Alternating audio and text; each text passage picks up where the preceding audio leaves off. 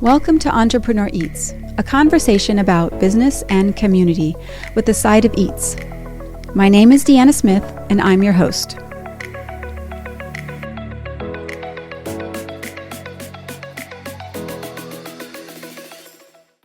Have you noticed that Grand Avenue is being renovated? When it's done, traffic will be much easier and the heart of our business community will be much more beautiful. While it may be more challenging to shop and dine there right now, it would be grand to have you make an extra effort to support the businesses downtown.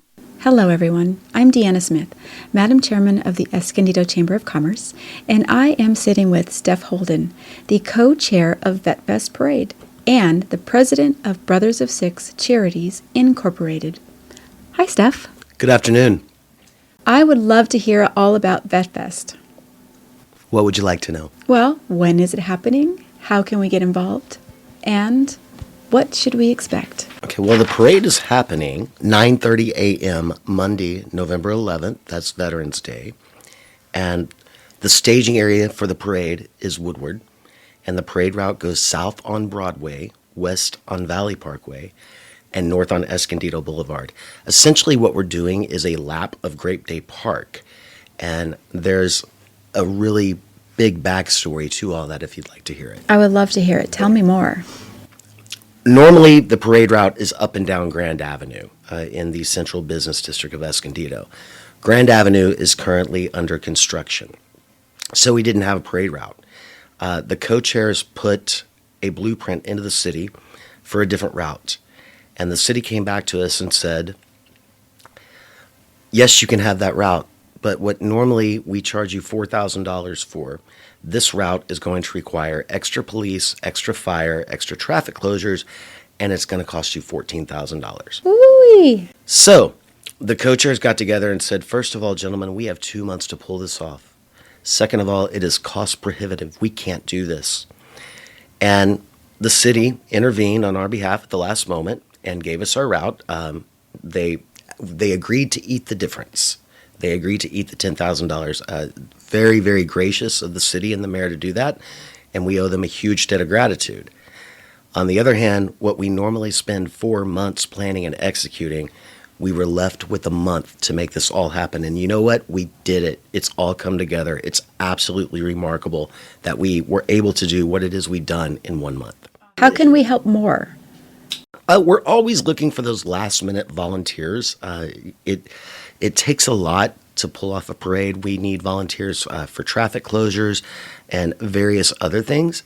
So anybody out there under the sound of my voice, if you go to escovetfest.com, that's ESCOVETFEST, we're always looking for those last-minute volunteers. And for that matter, those last-minute sponsors, because putting on a parade is an expensive endeavor. What is behind all this labor of love for you? Myself and the other co-chairs and former mayor Paul McNamara, who actually is the reason that this parade exists, we feel this is Veterans Town. And this parade, our brand, is celebrating our hometown heroes. That's why it is a labor of love, and a labor of love that every year I take much, much pride and joy being a part of, being able to make this happen, being able to give this gift to the city and give it to our veterans on their special day. Tell me more about our past mayor, Paul McNamara. Well, in 2019, he's a member of the American Legion Post 149, and I actually serve as second vice commander and the club manager of the Legion. And he was in there one day, and it was the first time I met him, and he happened to mention in passing that one thing he would like to do for the city, his legacy would be to give the city a Veterans Day parade.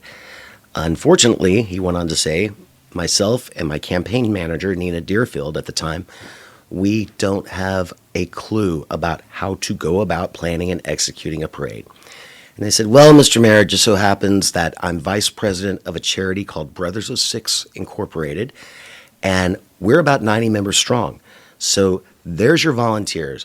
There's your parade marshals. If you really want to do this, let's set up a meeting with our officers and go from there. And because there was nobody, because we didn't know what we were doing, all of this, it was ad hoc from day one. The sky was the limit. There was nobody to tell us no. And here we are 5 years later. And growing strong. Absolutely. Yeah, it gets bigger and bigger every year. What is going to be happening at the parade this year? The San Pasqual High School band will be a part of the parade. There's approximately 40 parade entrants, which is a little bit more than what we had last year. So once again, the parade continues to grow. Various organizations will be marching in the parade. Obviously, we're going to have veterans marching in the parade from all war eras. I'll tell you, it gets harder and harder every year to find World War II vets, and for that matter, Korea. But we're going to feature veterans from all of our wars. And our Grand Marshal this year is Bo Mazzetti, and he is chairman of the Rincon Band of Indians, and he is also a veteran. And we feel it is very, very important to celebrate the Native American in the United States military and the contributions that they have provided over the years. So we reached out to Bo and asked him to be our Grand Marshal, and he gladly accepted. That's wonderful. And oftentimes people don't realize that Native Americans had a lot of influence and a lot of soldiers. Many of them were soldiers in wars throughout American history. Yeah. And yeah, so that's wonderful that you're recognizing them.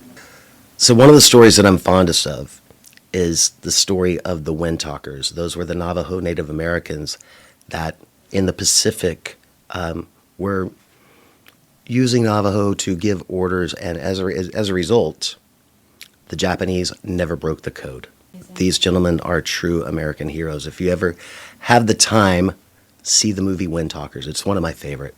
So the route of the parade is not going to be on Grand Avenue this year. However, there is a competition on Grand, correct? Correct. It is the Patriotic Storefront Competition. And once again, participation in that gets bigger and bigger every year. People look forward to it. So Grand Avenue will be decorated very patriotically, and there will be prizes given to first, second, and third place. So when we go down Grand Avenue, we will see lots of red, white, and blue. Absolutely. Okay. After the participants go through the procession of the parade, what happens after? Is there a big party? Is there somewhere to go? What do we do? Because we're all excited about being patriotic. What do we do with all that energy? I'm glad you asked that question. At noon over at the American Legion, there will be a post-parade ceremony. There will be a program. There will be a keynote speaker.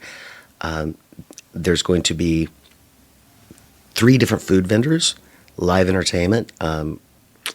So it turns into a very, very festive atmosphere.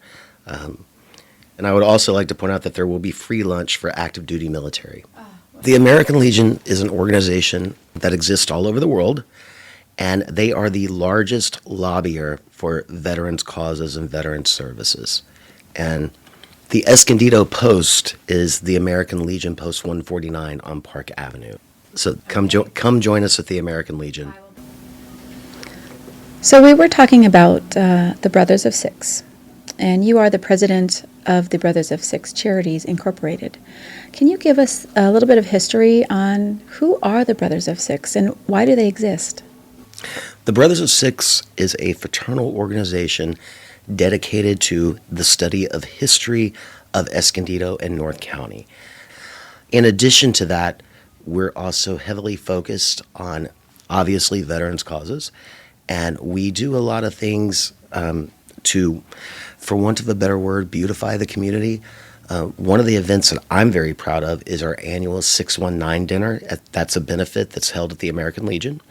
And on that day, we celebrate the history of California's oldest city, San Diego, California. So we host that event as close to June 19th as possible. But in addition to the dinner and the live entertainment, we also host a luggage and sock drive. Why luggage and socks? Well, the luggage that is brought into the Legion gets distributed to the San Pasqual Academy. The reason for that is when foster children pack up and go from one home to another, they often pack their worldly belongings in pillowcases or garbage bags. So we provide brand new luggage to the San Pasqual Academy so that these foster children will have some kind of a sense of normalcy. And we're going into our 5th year of that event as well. And that's another event that continues to grow, and we're very, very proud of that. The sock drive, we collect socks because the number one requested item in homeless shelters is socks. And we distribute them to various homeless shelters throughout San Diego County. So everything we do over the course of the year, all of our benefit dinners, all of our events, all of the money that the Brothers of Six make over the course of the year, everything that we collect, save the operating expenses, goes back to the community in the form of a big check to the North County Food Bank. We are big donors to the toy drive that we do in a partnership with the Boys and Girls Club of Escondido and the Police Athletic League. We adopt underprivileged families and see to it that they have a Christmas when otherwise they might not have. And again, as the organization grows, as the events grow, our contribution to this community can only grow and grow. Wow, you do so many meaningful things for our community. If somebody wanted to join your organization and help you do all these things, how would they find you? What would they do? brothersofsix.com. And at any of these events, look for the guys in the red shirts, talk to them.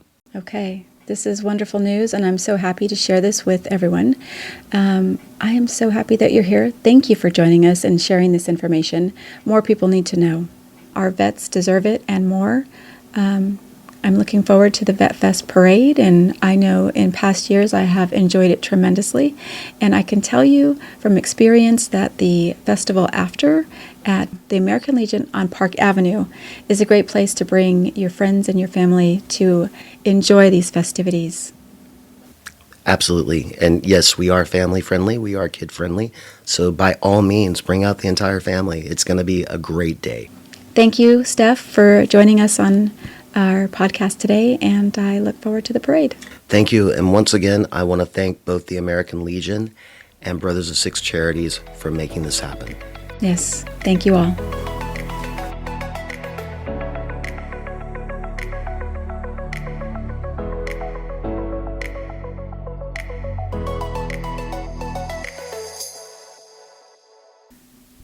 Yes on I, investing in Escondido's future.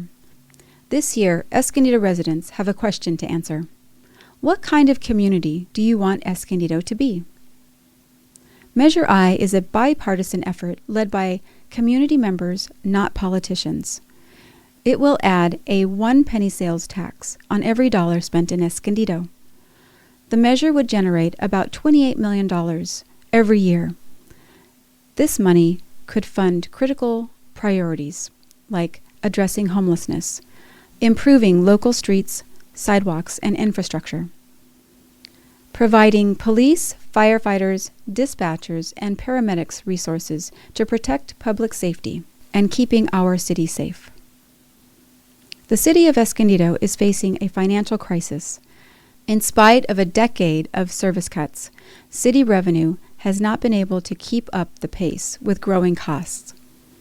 If we don't pass Measure I, the city will have no choice but to cut services like the library and the Center for the Arts, Parks and Recreations, Senior Services, and the Escondido Police and Fire Departments. Oversight and accountability is at the heart of Measure I. The measure will sunset after 20 years and includes a Citizens Oversight Committee to ensure new revenue is spent appropriately. Essential goods like groceries and medication are exempt from this tax. Bring much-needed funding to Escondido, 1 penny at a time. Vote yes on Measure I.